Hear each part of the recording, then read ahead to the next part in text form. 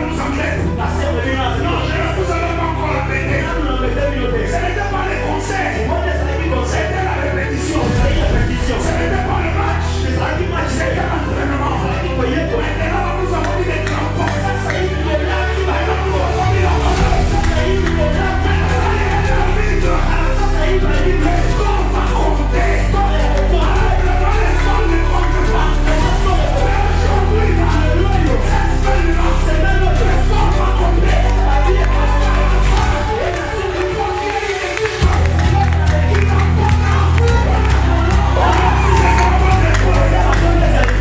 C'est nous qui partirons avec la coupe.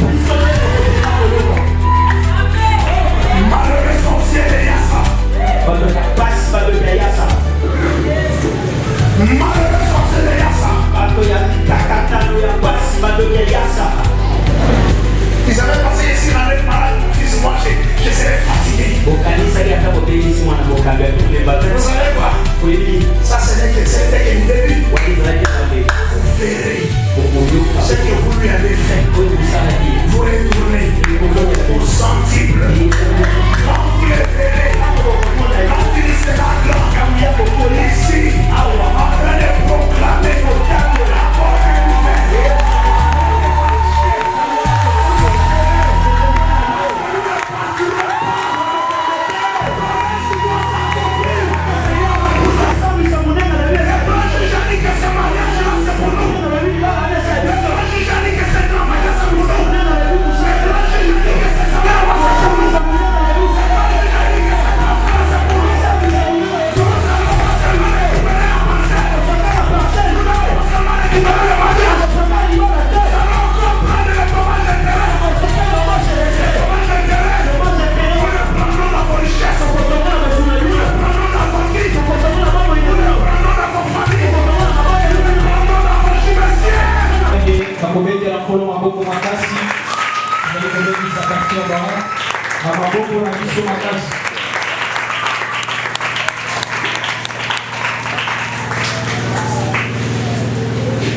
Alléluia. Amen. Que Dieu vous bénisse infiniment. Je me tiens encore debout ici. Je ne pensais pas le venir debout ici tôt.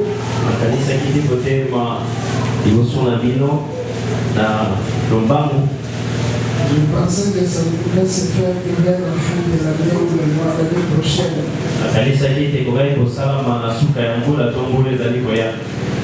Mais Dieu a arrangé les choses autrement.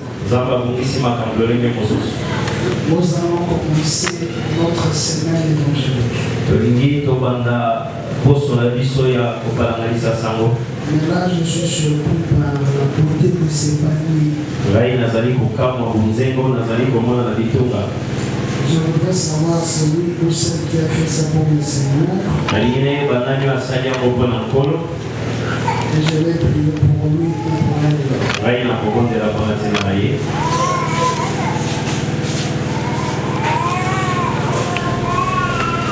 Notre semaine évangélique.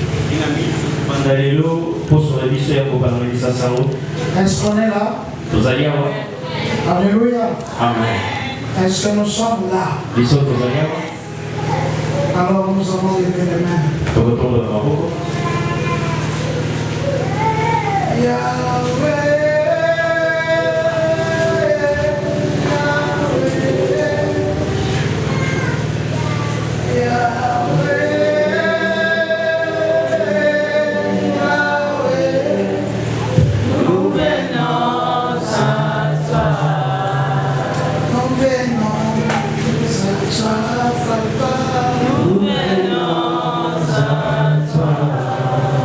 Contempler ta gloire et ta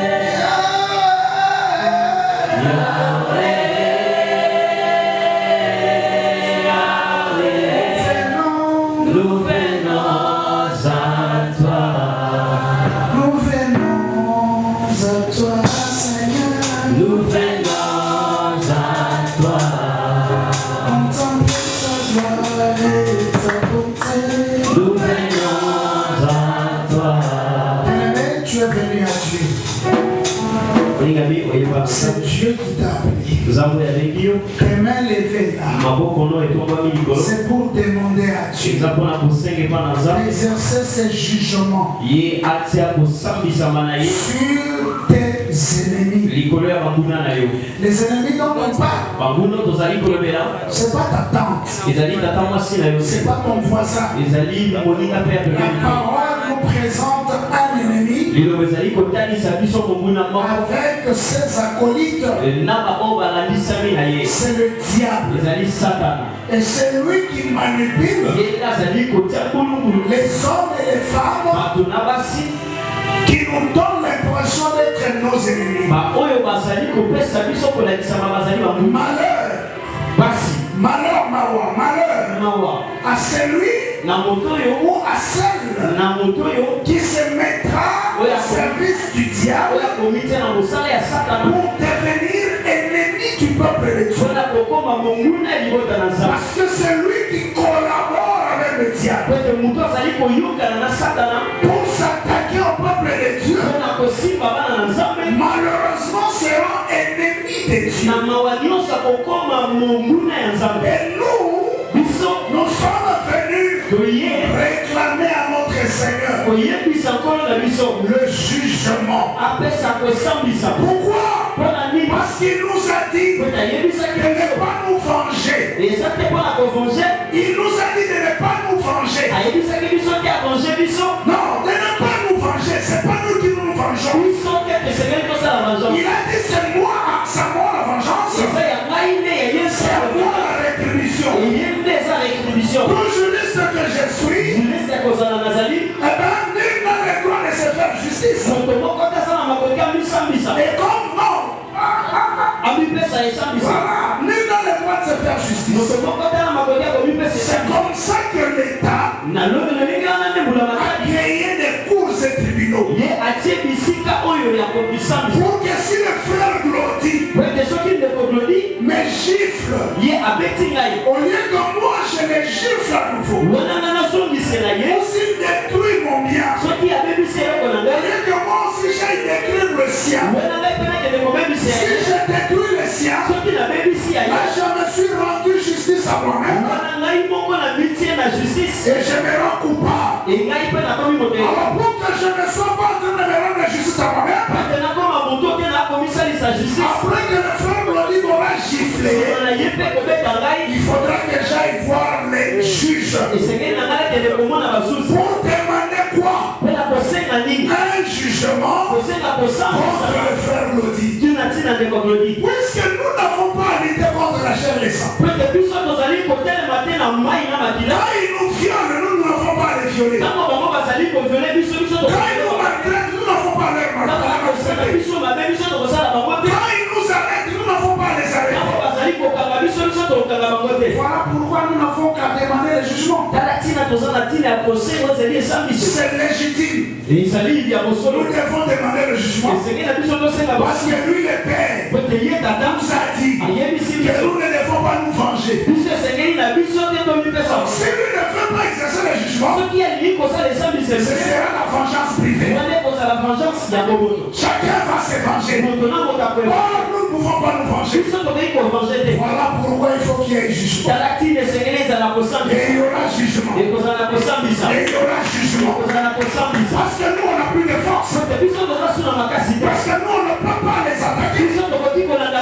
Il nous a dit d'être comme des brebis face à un lion. Est-ce que le brebis a des dents? Non. Est-ce que le brebis a des griffes? Non. Et ils veulent se comporter en lion. Ils sont en train de rôder comme des lions. Ils cherchent à nous dévorer. Mais nous, à nous, Dieu nous a donné une nature, celle d'être des brebis. Alors comme il a fait nous les brebis, lui doit être juge. Comme ça, lorsqu'il veut nous attaquer, nous crions au juge.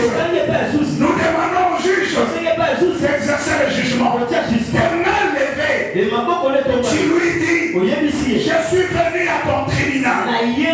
Je suis venu à ton tribunal. La parole dit que notre Dieu est notre juge. Il est notre législateur. Il est notre roi. Alors ce soir, pendant cette semaine, nous allons lui parler en sa qualité de juge. Tu lèves la main, tu lui dis d'entrer en scène et de rendre un jugement contre ceux qui t'en veulent, contre les esprits qui veulent te détruire. Et le Dieu de vengeance paraisse. Il est écrit, Dieu de vengeance paraît. Dieu de vengeance paraît. Toi les juges de la terre, c'est écrit comme ça. Dieu de vengeance paraît. Dieu de vengeance paraît. Toi les juges de la terre, tu pries bien-aimé. Que le jugement de l'Éternel s'abatte. Avant que tu n'entends la parole, au nom de Jésus-Christ. Ésaïe chapitre 60. Lisez-nous ça rapidement. C'est par le fait que l'Éternel exerce ses jugements. C'est par son glaive qui châtie toute chair. Glaive veut dire épée, le tranchant de l'épée. C'est mon panga, il a fait.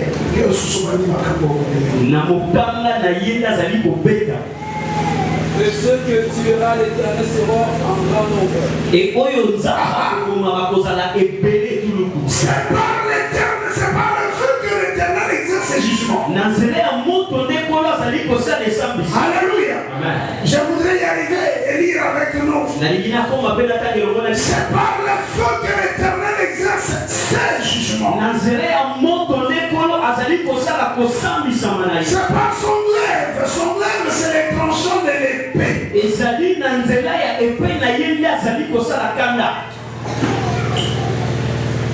Amen. Amen. Alléluia. Amen.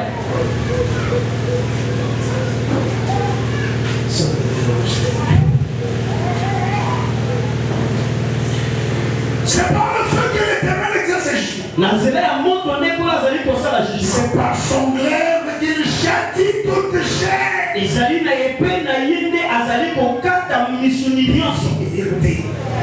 Et ce que tuera l'Éternel seront en grand nombre. Ils seront en grand nombre. Alléluia. Amen. Nous sommes venus dans la semaine du carnage.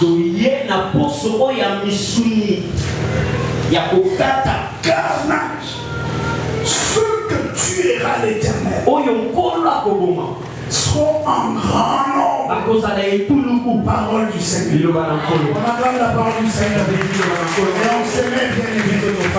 Que Dieu vous bénisse. Amen, amen. Amen. Amen. Amen. C'est par le feu que l'Éternel exerce ses jugements.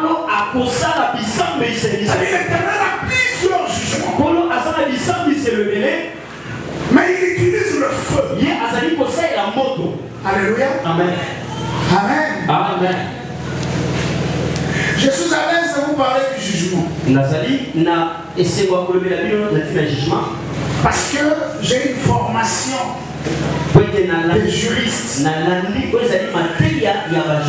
je peux vous expliquer c'est quoi un jugement. C'est quoi un arrêt. Non, arrêt c'est encore, on appelle d'autres jugements des arrêts. C'est quoi une ordonnance. C'est encore une autre forme de jugement. Je peux vous expliquer c'est quoi un jugement par défaut. Je peux vous expliquer c'est quoi un jugement par contumace. Donc je maîtrise le jugement. Le jugement c'est quoi? Le jugement c'est une décision. Une décision judiciaire qui est prise à l'issue d'un procès. Alléluia. Il y a eu un procès. Le procès oppose des parties. Il y a des parties au procès. Il y a l'accusation. On peut avoir l'accusé. Non, pas on peut avoir. Il y a l'accusation.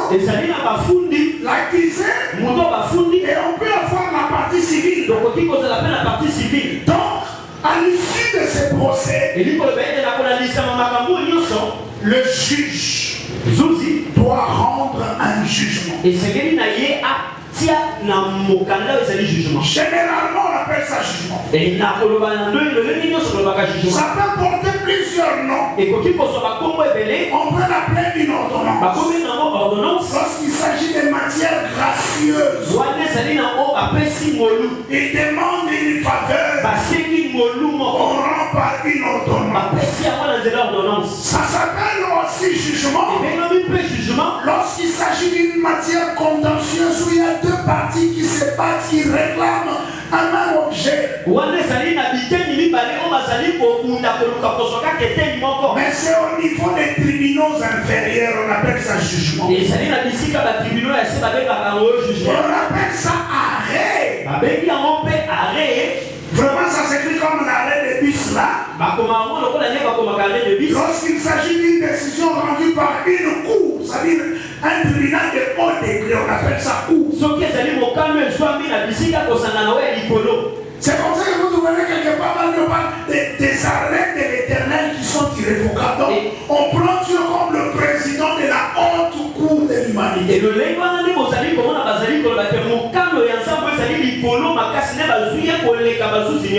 comme je vous ai dit, le jugement concerne celui qui ne voudrait pas se rendre justice.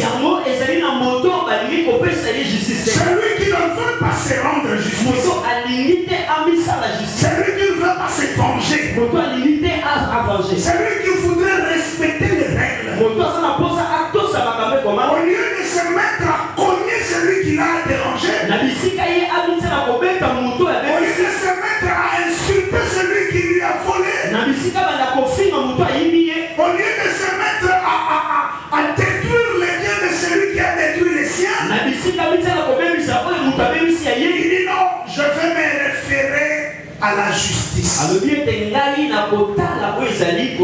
Je vais aller poser mon problème à la justice. Un peu comme le capitaine de notre équipe nationale avait dit, la justice de Dieu, il y en a.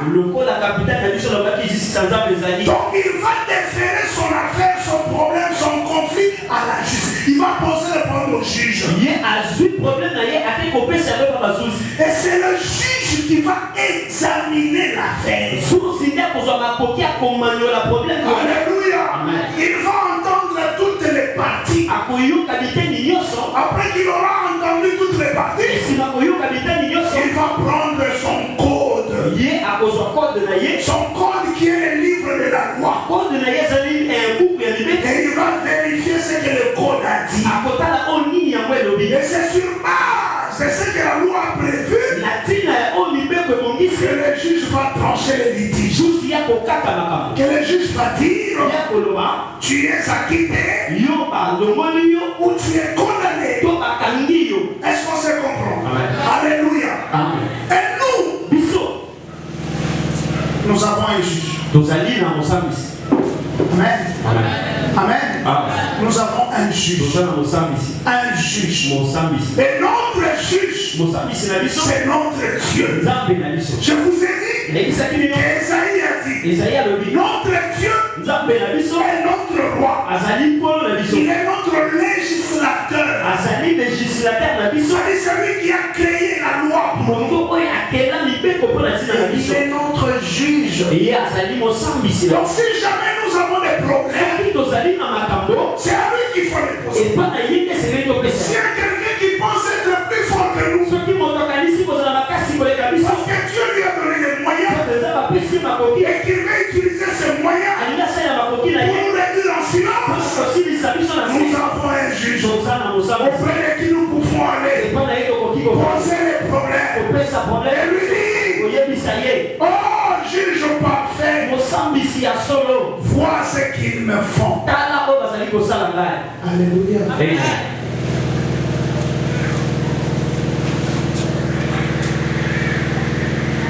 les jugements que nous invoquons, c'est dans un cadre particulier. Je l'ai dit que nous avons besoin de jugement pour éviter la vengeance. Nous lisons Psaume rapidement. Psaume chapitre 94. Verset 1 et 2. Verset 1 et 2. Dieu de vengeance. Zambé à vengeance. Éternel. Polo. Yahweh. Yahweh. Dieu de vengeance. Zambé à vengeance. Pareil. Imonisa. Lève-toi. Télément. Juge de la terre. Mosambisi à ma belé. Rends superbe selon leurs œuvres. Alléluia. Alléluia. En disant cela, en criant Dieu de vengeance, ça dit qu'on est en train de mettre Dieu devant ses responsabilités. C'est comme quelqu'un était en train de lui dire, moi aussi je pouvais me battre. Moi aussi je pouvais aller chercher ce qu'on m'avait pris. Moi aussi je pouvais aller discuter avec les autres. Mais souviens-toi, tu avais dit à toi la vengeance, à toi la rétribution. En plus que moi je n'ai pas le droit de me venger. Puisque moi je n'ai pas le droit de rétribuer à ceux qui me font le mal qui me font. Toi, Dieu de vengeance. Toi, Dieu de vengeance. Éternel. Pareil. Fais-toi voir. Mais cette fois-là, on n'a pas besoin de te voir comme celui qui amène la pluie. Je ne te vois pas comme celui qui a donné la manne. Je ne te vois pas comme celui qui a créé les cieux et la terre. Je te vois en ta qualité qui juge de la terre. Toi, juge de la terre. Et ça, c'est des jugements. Regarde ces superbes-là. Ceux qui ont la torse bombée là. Ceux qui ont les épaules montées là. Ceux qui prennent plaisir à prendre, à faire du mal aux autres là. C'est toi leur jugement. Alléluia. Sur quoi va porter le jugement de Dieu? Genèse chapitre 14. Rapidement. Genèse chapitre 14. Verset 13. Et 14. L'Éternel dit à Abraham, sache que tes descendants seront étrangers dans un pays qui ne sera point à eux. Ils y seront servis et on les opprimera. Pendant 400 ans. Mais je jugerai la nation à laquelle ils seront asservis. Et ils sortiront ensuite avec des grandes richesses. Je disais, et ils sortiront ensuite avec des grandes richesses. Je disais qu'ils sortiront ensuite avec des grandes richesses. Non, je ne comprenais pas. Je disais qu'ils sortiront en plus. Ils sortiront ensuite. Après quoi? Après les jugements. Avec des grandes richesses. Les jugements viennent restituer. C'est comme ça que vous entendez parler des dommages et intérêts. On lui a privé un droit. Pendant 5 ans. Pendant 10 ans. C'est pas des problèmes. Ce qui importe, c'est pas le temps de la privation. Le temps de la privation peut être long. Mais il y aura compensation. Il y aura rétribution. On appelle ça dommage et intérêt. Parce que le juge, non seulement il va déclarer que celui-là est coupable, il doit aller en prison. Ça s'arrête pas là. En plus de cette déclaration de culpabilité, il devra prononcer les dommages et intérêts alloués à la la victime. Et notre Dieu qui est le véritable juge a dit à Abraham, tes descendants injustement seront servis à un peuple. On les opprimera. Non, on n'a pas dit qu'on les fera travailler, on a dit on les opprimera. Vous savez, opprimer c'est quoi? Opprimer voudrait dire marcher sur le doigt de quelqu'un. Contraindre quelqu'un à ne pas être ce qu'il doit être. Diminuer quelqu'un. Lui faire des choses n'encore. Même quand il a la gloire, on lui ravit n'encore. Parce que je suis mon fantôme au bout, n'encore je ravis la base. Il veut se reposer. On lui dit, lève-toi. Mais je suis fatigué, pas travailler. C'est de l'oppression. Faire à quelqu'un ce qu'il n'aimerait pas qu'on lui fasse. Ce qui le fait souffrir. Ce qui le fait torturer. Et au ciel, frère, quand Pharaon était en train d'opprimer Israël, l'Égypte pensait qu'il n'y avait aucun juge.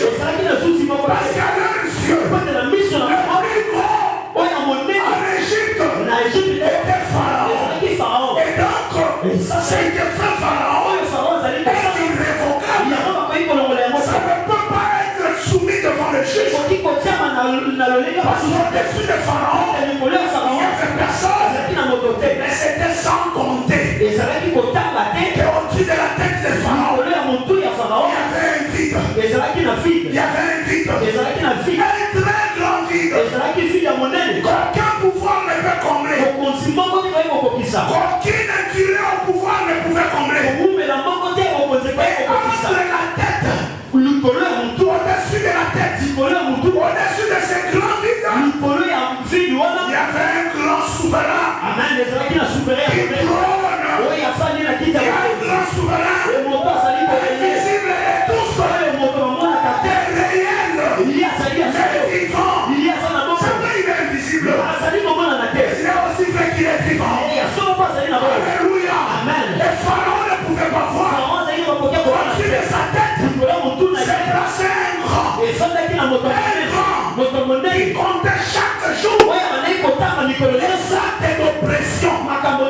Et l'Égypte faisait subir à Israël. Et est arrivé un moment où le grand juge avait tapé le poing sur la table. En disant ça n'était trop. Il avait dit assez. Aujourd'hui, je vais me lever et je vais parler. Afin que cette espèce de Pharaon apprenne que au-dessus de sa tête, il y a un grand Dieu qui n'a pas peur de son royaume. Je te l'ai dit, frère, c'est pas la durée de la souffrance qui compte. C'est pas la durée des choses qui compte. Ce qui compte, c'est de savoir que le juge a pris place sur son trône. Je t'annonce que ce soir le juge a pris place sur son trône. Et il a décidé de prononcer. Et il va prononcer. Alléluia. Et en prononçant l'Égypte, il s'est souvenu de toutes les années d'impériement. Vous savez, les gens, ce qu'on appelle les églises de noirs, ils disent souvent, dans votre Bible là, il est écrit noir sur blanc que les Israélites avaient dépouillé les Égyptiens. Afin de dépouiller. Votre Dieu a appris à ses enfants de voler. Ils ont volé les biens des Égyptiens. C'est seulement parce qu'ils sont foués à la perdition qu'ils disent. C'est seulement parce qu'ils sont foués à la perdition qu'ils disent. Écoutez, Dieu n'avait pas volé les biens. Ça, on appelle ça un rappel. Tu sais quelqu'un qui a travaillé pendant 10 ans, à qui on n'a jamais payé. Lorsque le travail prend fin, le juge prononce le rappel de tous ses salaires. Alors ce n'est pas étonnant pour quelqu'un qui devait toucher $100 en une année, $1,200, que après 10 ans il touche du coup $12,000. Ça c'est le principal. Le principal.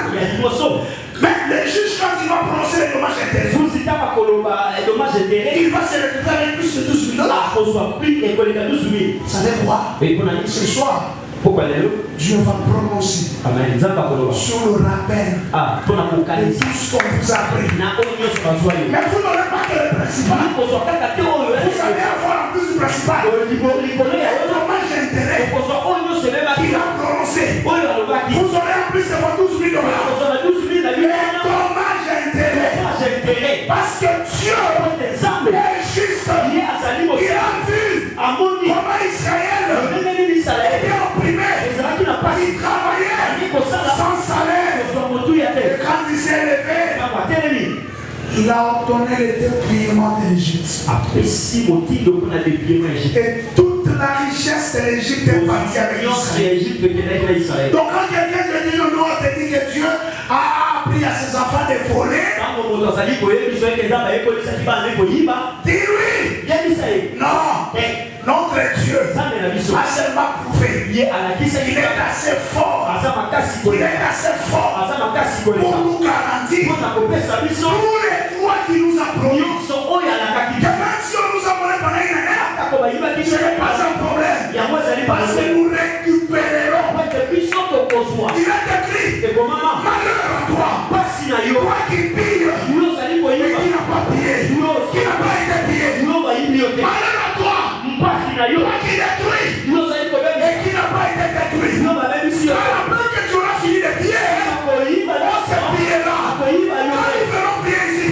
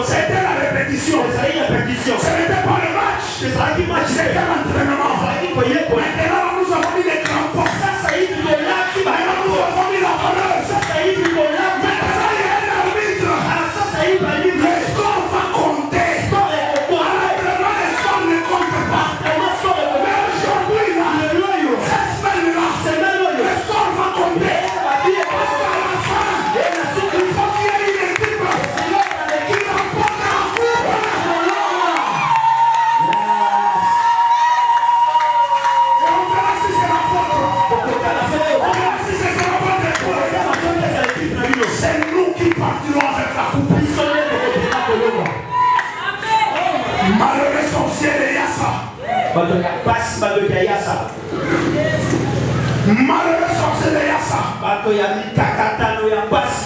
Yassa. Ils avaient passé ici en être malade, mon fils, moi je serais fatigué. Vous savez quoi? Ça ce n'est que le début. Vous verrez ce que vous lui avez fait. Vous retournez au centuple. Quand vous le verrez, quand il sera grand, ici, en train de proclamer la bonne nouvelle.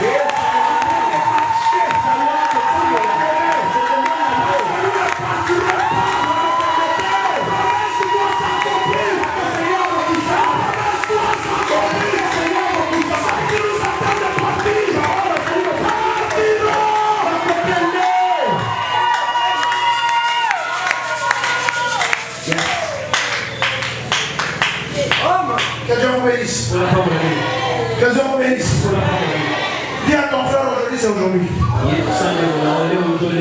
Dis-lui aujourd'hui, c'est aujourd'hui. Ça savez quoi? Savez quoi? À supposer que j'ai un problème avec le petit frère du chef de l'État qui me ravisse ma bagnole. Je suis malheureux, n'est-ce pas? Parce que je n'ai nulle part où aller. Mais que j'arrive à être devant un juge dans un état de droit. C'est-à-dire un état où tout le monde est soumis à la loi. Et que le juge ordonne que la voiture me soit remise. Vous imaginez pas.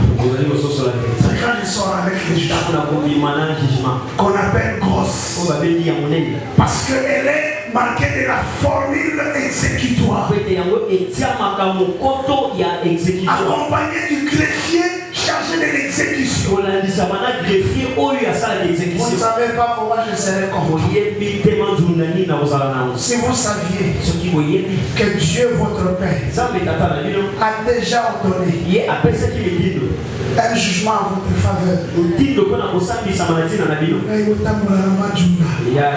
Vous n'allez pas pleurer. Vous seriez là bien avant. Vous allez chanter au lieu de pleurer. Vous allez danser au lieu de vous gémir. Alléluia. Alléluia. Alléluia.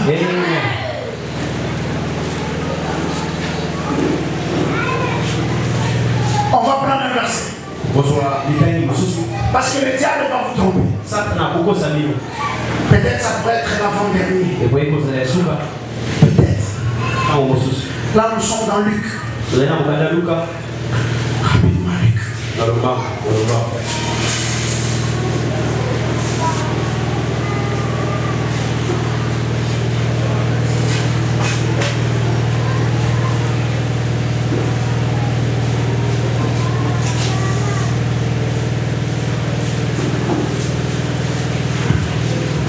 Pour qu'il leur accorde de passer la nuit là-bas. Lorsqu'ils sont entrés là-bas, ces gens-là, parce que les Samaritains et les Juifs ne s'entendaient pas. Les ayants reconnus Juifs ont refusé qu'ils ne passent la nuit là-bas. Et ils sont rentrés dire au Seigneur, Seigneur, ces gens-là, en dépit du fait que nous leur avons dit que nous sommes venus avec le maître, que le maître a besoin de passer juste la nuit chez vous. Ils ont refusé de nous laisser passer la nuit ici. Et là nous sommes obligés de faire des kilomètres à pied. C'est révoltant, n'est-ce pas? C'est révoltant, n'est-ce pas? Et là, Jacques et Jean prirent la parole. Ils étaient frères. Ils étaient grands frères de Jésus. Ils ont pris la parole. Seigneur, maître, veux-tu que nous commandions que le feu descende? Comme ils nous ont privés les lieux pour les dodos, nous voulons commander le feu, les consumer. Comme ça, ils apprendront dans les séjours des morts, de ne plus refuser au maître un lit. Et là, le Seigneur le regarde. Le Seigneur a gazé Bamou.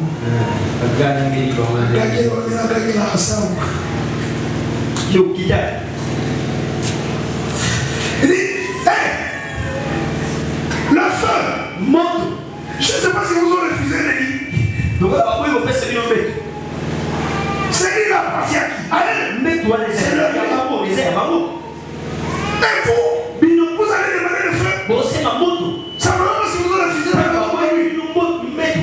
Vous ne savez lequel est-ce que vous êtes allé. En notre terre.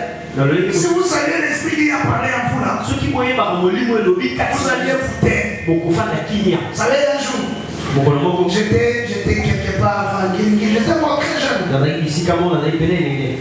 Mais je servais déjà Dieu ici.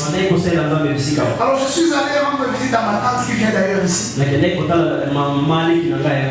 Et le frère aussi était encore tout petit là. Il a un jeune frère, un petit frère qui est décédé. Donc ils étaient comme il y avait les ateliers comme ça. Alors, je suis allé, je n'avais rien à faire. À côté, il y avait une église qui faisait son culte le soir, un dimanche. Bon, comme je n'avais rien à faire, nous on avait fait le culte le matin. Je les ai pris, ils étaient petits. J'ai dit, allons seulement passer le temps à l'église, non parce qu'on a rien à faire ici. Nous sommes entrés, on est arrivé à la porte. J'étais encore tout jeune comme le frère et comme le délit, tout ça. Alors, arrivé, j'avais mes deux petits frères en main. Le protocole me pose la question. Vous êtes serviteur de Dieu? Je dis non. Il me dit, mais si vous voulez, dites le nom. Moi je dis non, je suis venu sur ma prière. Il me dit, mais papa, c'est Dieu. Alors je dis, mais il avait insisté. Évidemment, j'étais serviteur de Dieu, mais je ne voulais pas dire. Alors, il me dit ok, entrez.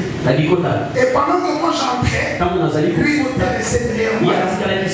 Il a fait signe à celui qui était devant de me faire asseoir sur les chaises des pasteurs. Alors, je suis arrivé, moi je suivais le protocole. Et je vis que j'ai dépassé toutes les chaises. On a pris Osé et son jeune frère Caleb qui est décédé, on les a mis là-bas. Et moi on m'a amené là. Pourquoi j'ai dit ça? Pour que vous compreniez que j'ai entendu. Parce que si j'étais là, je n'allais pas entendre. J'étais là. Donc avec les pasteurs, les dirigeants, tout ça. Alors moi j'étais là. Après, prédication, c'était le moment des offrandes. Et les appels des fonds. Alors il y avait une maman qui était là, qui paraissait d'une vie aisée.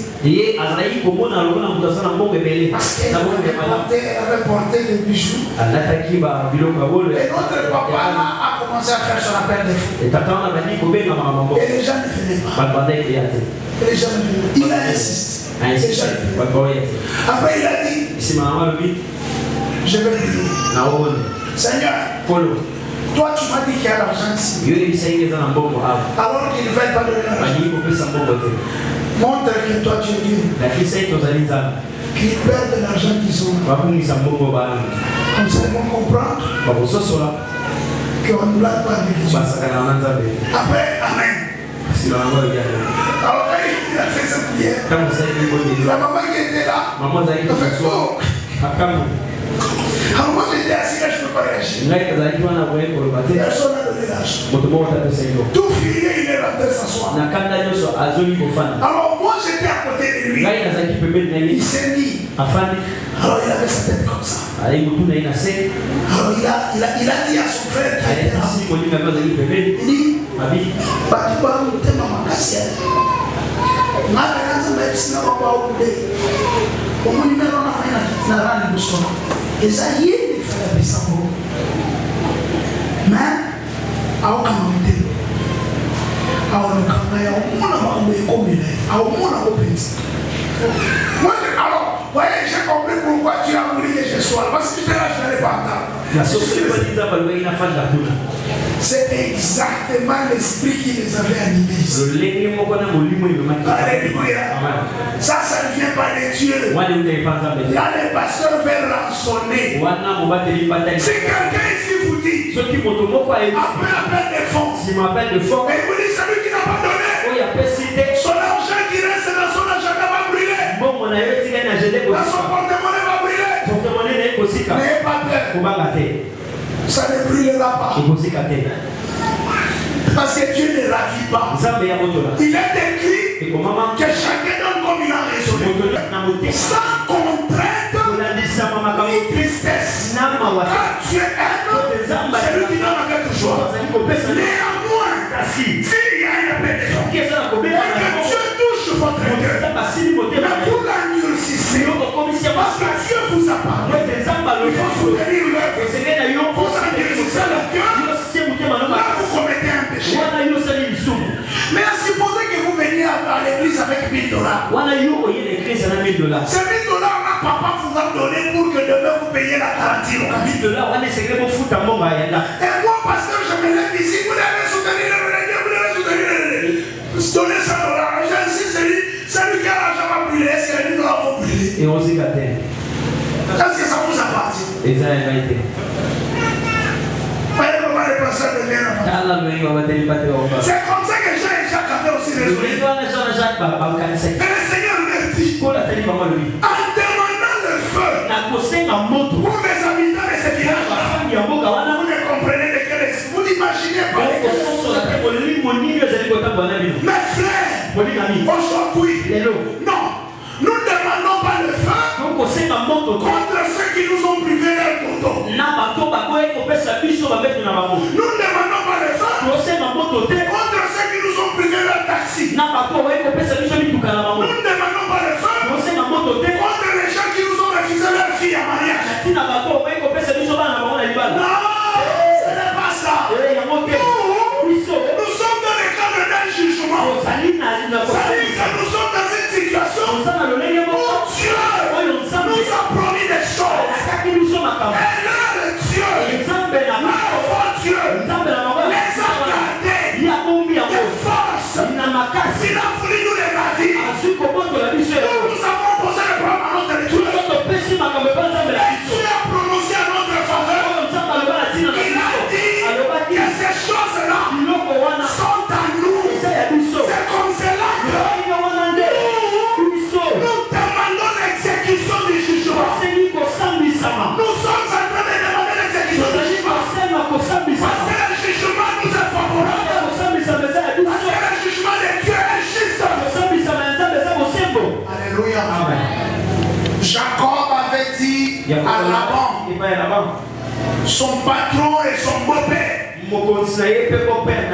tu as changé 10 fois mon salaire. Et si je dis pour moi, si je dis pour moi, le Dieu avec craint Abraham, le Dieu d'Abraham, et c'est lui qui craint Isaac, tu m'aurais renvoyé à vie. Mais l'Éternel a vu. On lui savait, l'Éternel a vu. Et il a prononcé le jugement, c'est aussi un prononcé, c'est un synonyme. Il a prononcé. Frère, l'Éternel a prononcé. Il a prononcé. Donc nous ne sommes pas dans la situation de ravir leur bien. Nous sommes dans le cas de l'exécution du prononcé de Dieu. Parce que Dieu a déjà prononcé en notre faveur. On lit ça. Ça pourrait être le dernier. Et on va se lever pour demander le jugement. Nous sommes au livre de Genèse.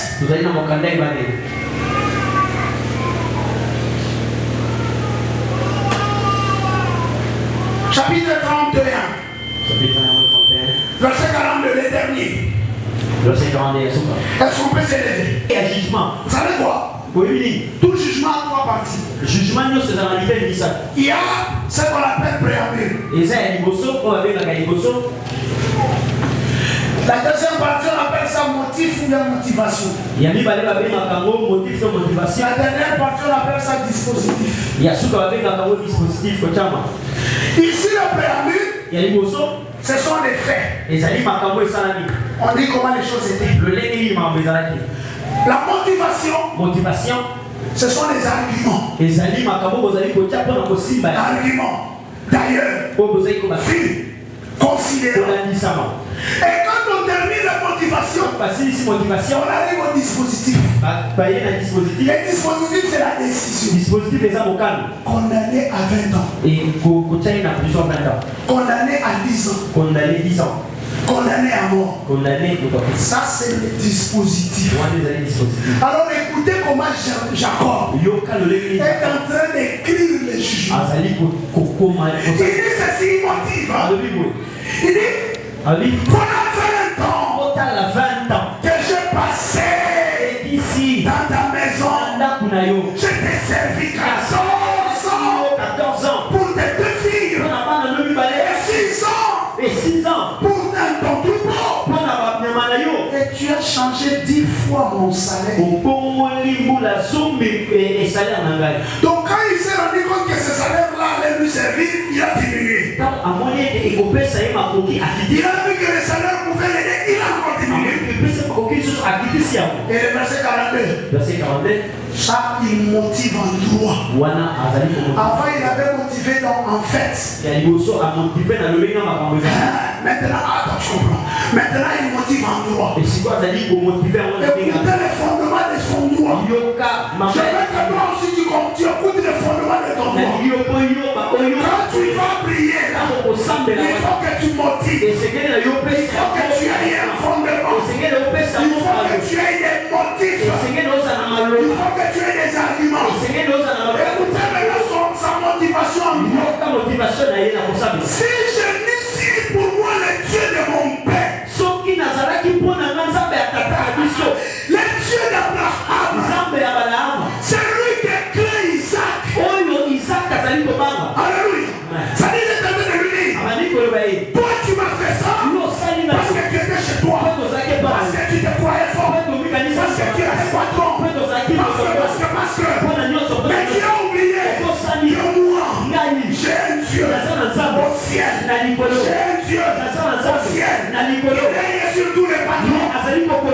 C'est comme ça qu'il dit, tout ce que tu m'as fait, tu pensais m'anéantir, et tu as oublié que moi là, que tu voyais périr, j'avais pour Dieu le Dieu d'Abraham, j'avais pour Dieu celui qui a créé Isaac. Il dit, si je n'y suis pour moi, pour Dieu, le Dieu d'Abraham, et celui qui a créé mon père, tu m'aurais renvoyé. Tu m'aurais renvoyé. Mais il ne s'est pas arrêté là. Écoutez maintenant, ça m'intéresse. Dieu a vu ma souffrance.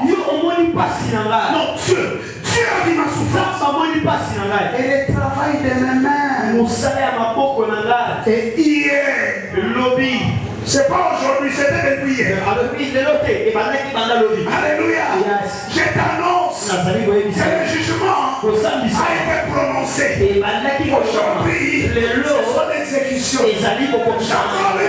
Jacob dit, si je dis pour moi, et Dieu, le Dieu d'Abraham, et si je dis pour moi, Dieu, c'est lui qui a créé Isaac, tu m'aurais renvoyé à Dieu. Tu m'aurais renvoyé à Dieu. Mais Dieu a vu tout le travail que tu m'as fait faire, toutes les souffrances que tu m'as fait endurer.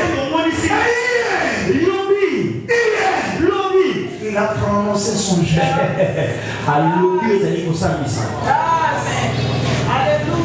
C'est depuis hier que Dieu avait prononcé son jugement. Aujourd'hui, tu dois l'exécuter. Aujourd'hui, tu dois l'exécuter.